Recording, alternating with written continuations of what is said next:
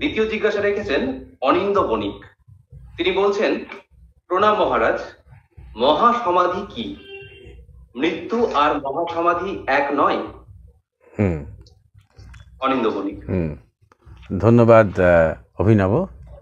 হ্যাঁ অনিন্দ, তোমাকে বলি যে সাধারণ যখন আমরা কোনো বিশিষ্ট মানুষকে নিয়ে যখন আমরা কাগজে হয়তো তার মৃত্যু সংবাদ পাই, তখন বলা হয় যে তার মহাসমাধি হয়ে গেছে, অর্থাৎ সেখানে মৃত্যুর কথাই বলছে তারা। কিন্তু আবার এখানেও সেই আন্তর্জাতিক মাতৃভাষা দিবস আসছে, আমাদের বুঝতে হবে যে দুটো মোটেও এক নয়, একেবারেই এক নয়।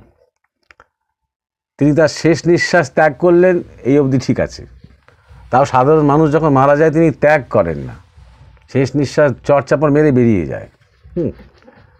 একমাত্র ত্যাগ তিনিই করেন যিনি সচেতন থাকেন, সজ্ঞানে থাকেন। সুতরাং মহাসমাধি শব্দটা যদি আমরা ভাবি, কলোকিয়ালি লোকে ভুলভাল ব্যবহার করে করুক, আমরা যদি শব্দটা ভাবি তাহলে এর মধ্যে একটা খুব সূক্ষ্ম ব্যাপার রয়েছে, যেটা ভগবান বুদ্ধ বুঝিয়েছিলেন নির্বাণ ও মহানির্বাণের মধ্যে পার্থক্যটা বোঝাতে।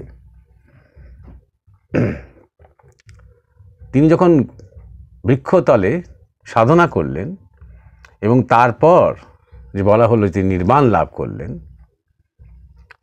অর্থাৎ তিনি সম্পূর্ণ তার যে জড় চেতনা, তার যে শরীর বুদ্ধি, তার যে স্বভাব, তার থেকে তিনি মুক্ত হয়ে গেলেন।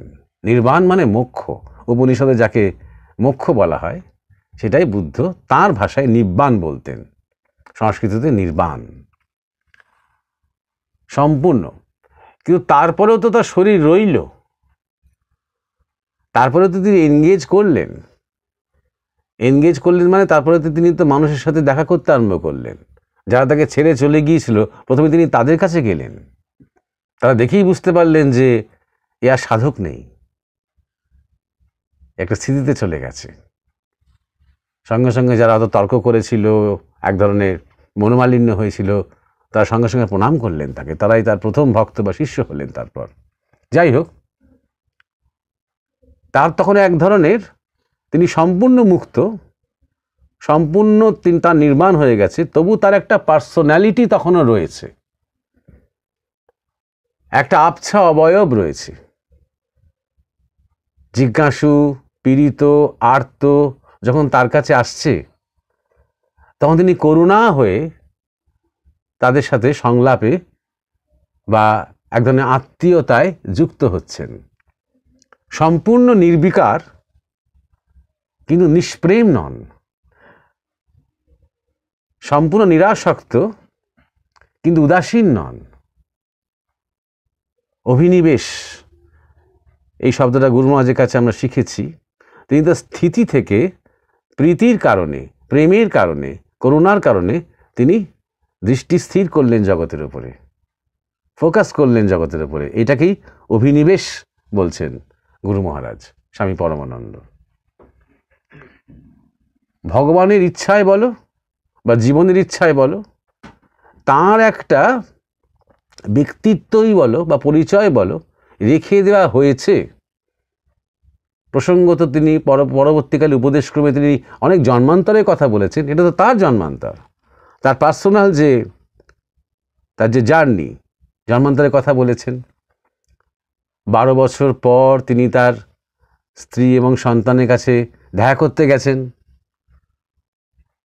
অর্থাৎ তার যে একটা আগেকার যে চরিত্রটা ছিল, সিদ্ধার্থ গৌতম যে চরিত্রটা, সেই চরিত্রটার একটা আবছা রেশ, একটা ছায়া তখনও রয়েছে। এবং সেটা কোনো অজ্ঞানতা নয়, সেটা কোনো অস্মিতা নয়, সেটা কোনো টান নয়, সেটা দরকার এই জগতের সাথে তার সম্পর্ক স্থাপন করবার জন্য, দরকার হাজারো হাজারো মানুষকে জাগানোর জন্য, সমাজের মধ্যে একটা বৈপ্লবিক পরিবর্তন আনার জন্য তার প্রয়োজন। সেটা শরীর ছাড়ার যখন সময় হবে,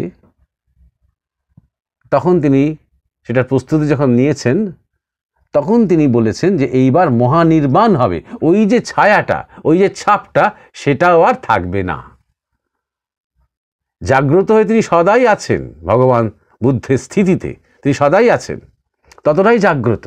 কিন্তু এতদিন আমরা সামনে একটা কিছু পাচ্ছিলাম, একজনের কাছে পৌঁছানোর, একজনের কাছে যাওয়ার, একজনের কাছে কিছু উত্তর পাওয়ার, একজনের কাছে কিছু স্পর্শ পাওয়ার, সেই ছায়াটা, সেই আবছায়াটা, সেই ব্যক্তিত্বের একটা ছাঁচ, যেখানে কোনো ব্যক্তিগত আর কোনো বাসনা নেই, যেখানে ব্যক্তিগত আর কোনো প্রজেক্ট নেই, সেই জায়গাটা আর থাকবে না। অর্থাৎ চোখের সামনে থেকে, সেটা শুধু চোখের সামনে থেকেই চলে যাবে তাই নয়, তার কোনো সূক্ষ্ম এবং কারণ রূপও থাকবে না। এইটাই মহানির্বাণ। ঠিক একই কথা প্রযোজ্য সমাধি এবং মহাসমাধির ক্ষেত্রে। অনেক মহাপুরুষদেরই আমরা জানি, লোকনাথ ব্রহ্মচারীর কথা জানি, আমরা শ্যামাচরণ লাহিড়ী মহাশয়ের কথা জানি, এরকম বহু আছেন। ঠাকুর শ্রীরামকৃষ্ণের কথা তো আগেই হলো, তার কথা জানি। তিনি তো রীতিমতন গল্প করে বলেছেন তার সেই সমাধির অভিজ্ঞতা। আমাদের গুরু মহারাজের কথা আমরা তার মুখে শুনেছি, অনেক প্রত্যক্ষদর্শীও ছিলেন। তিনি 21 দিন সমাধিতে ছিলেন। আর সমাধি অনেক প্রকার হয়, একে বলে নির্বিকল্প সমাধি, একদম চরম, যেখানে কোনো বিকল্প নেই, যেখানে কোনো দুই নেই, আমিও নেই, আমি আছি মানেই একটা তুমি ছিল, সেটাও নেই, শুধু আছে, ইজ। তাই জন্যে অনেক বেদান্তি আছে না নেই দুটোকেই একই বলছেন। সেখানে গুরু মহারাজে বলেছেন যে আমি বিন্দুর মতন, আছে আবার নেইও, এটা স্থিতি, চরম স্থিতি। কিন্তু 21 দিনের সমাধির পরেও কিন্তু শরীরে আবার প্রাণের স্পন্দন শুরু হয়েছিল। প্রথম তিনি ভালো দেখতে পেতেন না, শুনতে পেতেন না, কারণ এই সমাধির সময়তে তার সেন্সেসগুলো, তার ইন্দ্রিয়গুলো এতটাই উইথড্র করে গিয়েছিল, এতটাই ভেতরে গুটিয়ে গিয়ে একদম স্তব্ধ হয়ে গিয়ে লয় হয়ে গিয়েছিল যে সেগুলো আবার পুনরায় শক্তি নিয়ে জাগতে সময় লেগেছে। সেই সময়কার একটা ছবিও আছে গুরু মহারাজের, যখন তিনি চশমা পরছেন, মোটা ফ্রেমের চশমা, নাহলে দেখতে পাচ্ছেন না, কথাও বলতে পারছেন না, অল্প অল্প অল্প করে লিখে লিখে কথার উত্তর দিচ্ছেন। এই যে ফিরে এলো যেটা, সেটা নির্বিকল্প সমাধির পর। তাহলে কি ফিরে এলো? একটা ভূমিকা শুধু ফিরে এলো। যদিও গুরু মহারাজ ঠিক একজন সাধক নন, তিনি নির্বিকল্প সমাধির কথা অন্য জায়গায় বলেছি, অনেকে বলেছিল তাকে, তাই জন্য তিনি নির্বিকল্প সমাধির সংকল্প নিয়েছিলেন, তার কোনো দরকার ছিল না। কিন্তু তিনি প্রথম থেকে নির্বিকল্প ভূমিতেই ছিলেন, সেটা আলাদা কথা। কিন্তু আমরা সাধারণ সাধকের সাথে যদি আমরা তুলনা করি, স্বামী নিগমানন্দের নির্বিকল্প সমাধির কথা আমরা জানি। তার 4 জন গুরু, 4 রকমের তিনি সাধনা করেছিলেন এবং তার সমাধির অভিজ্ঞতা হয়েছিল। কিন্তু নির্বিকল্প সমাধির অভিজ্ঞতা হয়েছিল যোগী গুরুর সাথে সাক্ষাতের পর, এবং তারপর প্রেমী গুরুর কাছে এসে, অর্থাৎ গৌরী মার কাছে এসে তিনি জগতে অবতরণ করলেন এক ধরনের গুরু রূপে, স্বামী নিগমানন্দ। এই যে ফিরে আসা, নির্বিকল্পের পরে ফিরে আসা, তখন একটা আমি রেখে দেওয়া, বা আমি তখনও আছে, পূর্ণ সজ্ঞানে যে এই আমিটা আসলে একটা ওই ছায়া মাত্র। সেই সজ্ঞান আমিতে থাকা, এই আমিটা বলছি সুবিধের জন্য, যেমন ঠাকুর রামকৃষ্ণ বলছেন এটা খোল মাত্র, শরীরটাকে দেখিয়ে বলছেন এটা একটা খোল, এর মধ্যে সেই মায়েরই খেলা চলছে, এখানে এসে তোদের কেমন লাগে, এখানে বলতে আমার কাছে এসে, কিন্তু আমারটা তিনি ব্যবহার করছেন না।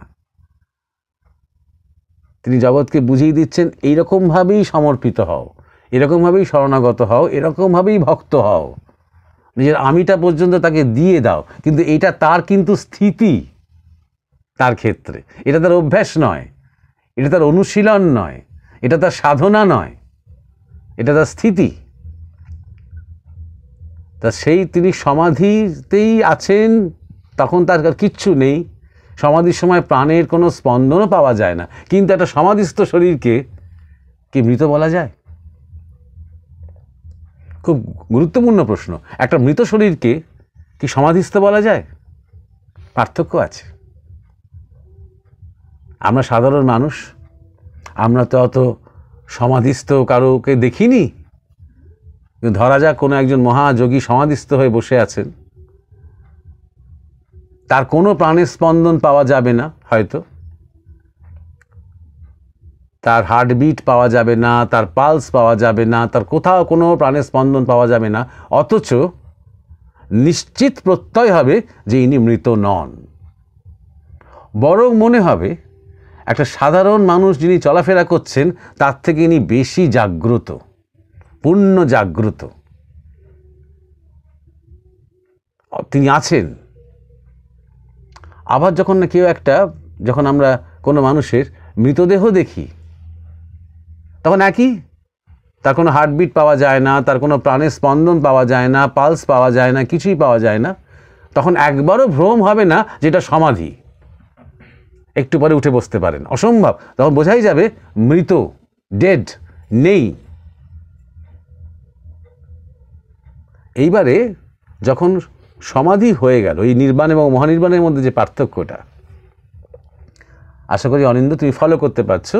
এটা খুব সূক্ষ্ম বিষয়। তখনও একটা আমি থাকছে, বা সে আমিটা তাঁর আমি নয়, দিয়ে রাখা আমি। আমি তুমি করতে করতে ঠাকুর নামলেন সমাধি থেকে, মা মা করতে করতে, দিয়ে রাখা এটা ডুয়ালিটিটাকে ফিরিয়ে এনে তিনি আবার জগতে ফিরতে পারলেন। কারণ তাকে গুরু হতে হবে, তাকে যুগপুরুষ হতে হবে। ওইখানেই তিনি যদি শরীর ছেড়ে চলে যান, ওইখানে যদি তিনি জগৎকে বিদায় জানান, ওই শরীরটাকে যদি সম্পূর্ণ ছেড়েই দেন, তাহলে আজকে যে ঠাকুর রামকৃষ্ণকে নিয়ে যে এত আমাদের একটা উন্মাদনা, এই যে যুগ, এই যুগটা তৈরি হতো না, শুধু সাধককে দিয়ে হতো না। তারপরে যা হয়েছে সেখান থেকেই এই যুগ সূচনা হয়েছে। তাই জন্য তাকে নেমে আসতে হবে। এটা তাঁর সিদ্ধান্ত নয়, এটা তাঁর কোনো বাসনাও নয়, এ তাঁর কোনো সংকল্পও নয়। হয়তো তিনি আগে থেকে জানতেন, সেটা আলাদা কথা, কিন্তু জগৎ বলা যাক বা মহামায়া বা জগদম্বার সংকল্পে একটা আইডেন্টিটি যে দিয়ে নামানো হচ্ছে, যখন শরীর ছাড়ার সময় হয় তখন সে আইডেন্টিটিটাও বিদায় নেয়।